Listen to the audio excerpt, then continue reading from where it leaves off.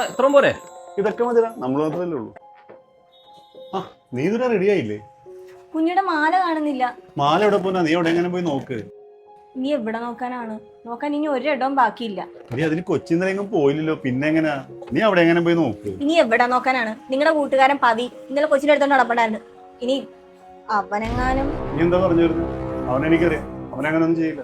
എത്ര വലിയ കൂട്ടുകാരനാണെങ്കിലും ഇന്നത്തെ കാലത്ത് വിശ്വസിക്കാൻ പറ്റില്ല. അല്ലടാ, എനിക്കും ചെറിയ സംശയമുണ്ട്. ഇവളുടെ ഭാഗം കേട്ട് നീ അവനെ സംശയിക്കണോ? അങ്ങനെയല്ലടാ, ഇന്നലെ അവൻ എന്നോട് ഒരു 30,000 മറിക്കാനുണ്ടാവാ. പിന്നെ ഇവിടെ ബർത്ത്ഡേ ആയിട്ട് കൊച്ചിന് ഉടുപ്പ് മേടിക്കാൻ കാശില്ല, പിന്നെയാണ് നിന്റെ 30,000 രൂപ. എന്നാൽ കുഴപ്പമില്ല, ഞാൻ വേറെ എന്തെങ്കിലും നോക്കാം. അതിന് എടാ, അത് കഴിഞ്ഞ് അവൻ പോയത് കുഞ്ഞിയുടെ അടുത്തേക്കാണ്. കുഞ്ഞിയുടെ എന്തൊക്കെ പറഞ്ഞിട്ട് അവൻ മാലയെ പിടിച്ചൊക്കെ നോക്കുന്നുണ്ടായിരുന്നു.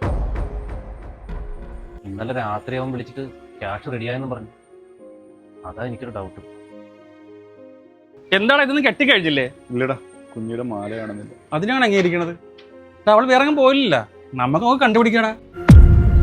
എടാ, ഇവരെല്ലാരും പറയുന്നത് നീ ഇന്നലെ കുഞ്ഞിനെ എടുത്തു കഴിഞ്ഞിട്ടാ മാല കാണാണ്ടായിരുന്നു. നീ അറിയാതെ എങ്ങാനും.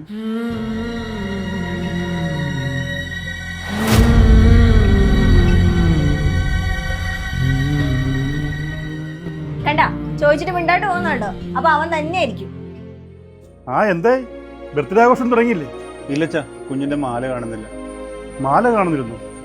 നീ അവള് മാറ്റിയ ഡ്രസ്സിലൊക്കെ നോക്കിയോ? രാവിലെ മാറിയ ഡ്രസ്സിലൊക്കെ നോക്കി, ഇനി എങ്ങും നോക്കാനില്ല. ഇന്നലെ മാറിയ ഡ്രസ്സിൽ നോക്കിയോ?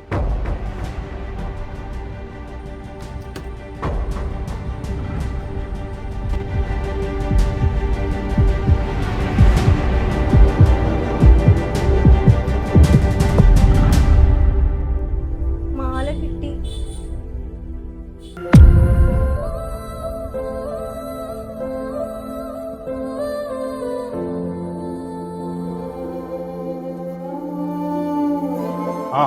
ഇപ്പൊ സന്തോഷമായില്ലേ? എടാ, നിന്റെ കൂട്ടുകാരൻ പവി വഴി വെച്ച് കണ്ടപ്പോ തന്നതാ. അവനെന്തോ വെച്ച് തിരക്കില്ല. കൊച്ചിന് ഗിഫ്റ്റ് ആണെന്നാ തോന്നുന്നത്.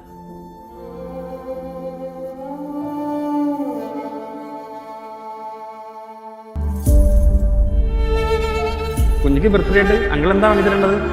മാല വേണോ അതോ ചെയിൻ വേണോ?